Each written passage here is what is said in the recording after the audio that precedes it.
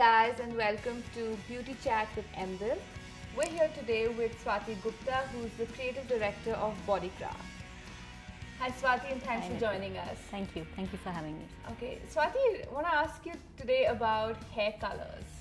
You know, most of us are born with this plain old black hair, and for a change, a lot of us would like to experiment with our colors, but we don't know how to begin.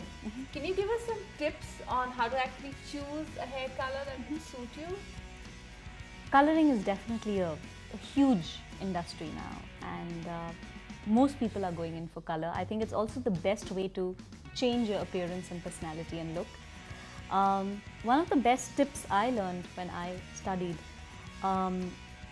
was to identify the family you want to place your color in, which is the warmth or the coolness of the color. So warmth being your reds, your warm browns, your little copper, those kind of families, the rusty tones, and cool being the more ashy platinums and colors which don't have any of these warm colors in them.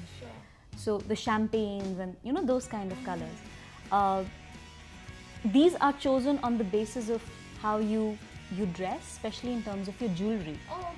So deciding the warmth on the basis of maybe gold jewelry that you wear. So if somebody is more into gold and ethnic kind of pieces, then maybe the warm family is more for them.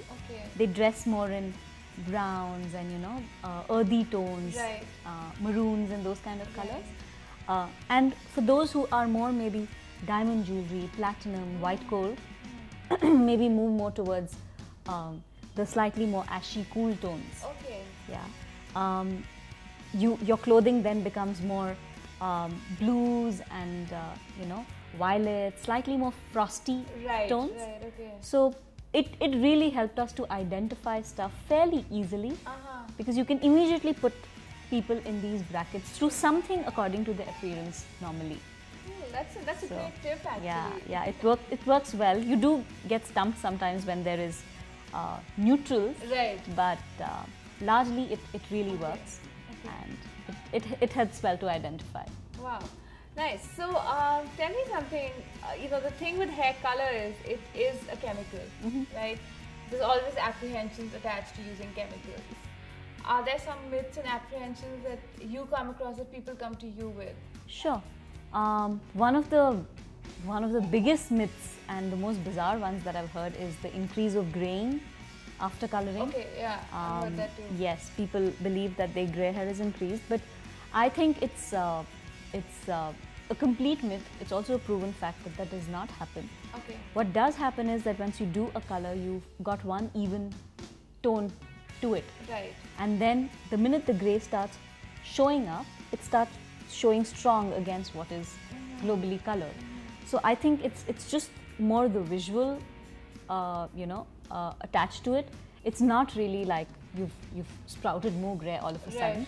Your graying is purely related to your stress levels, or it's a genetic issue. Some of the other myths attached to color are your hair fall increasing and your hair becoming drier and things like that.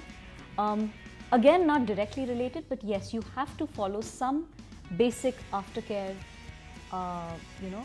routine, which is done after a color, which can be in terms of home care products, or it can be in terms of professional care treatments. But there is something that needs to be done, which will definitely avoid any of these issues. Tell me something. What are some of the trends in the coloring world nowadays? What should people try out? In terms of colors, I think reds and coppers are a great family to work with. They work excellent on Indian skin tones. There was a very bad phase when everybody was going platinum blonde, and the hair was looking like a different person's hair altogether. But luckily now it's more about these colors which work on Indian skin tones very well. Coppers work excellent. They really complement an Indian skin tone. Adding it to any color that you have normally works very well. I also think in terms of techniques, it's not necessary to always go in for the global color. Okay. Working with a small flash of some nice vibrant color works excellent.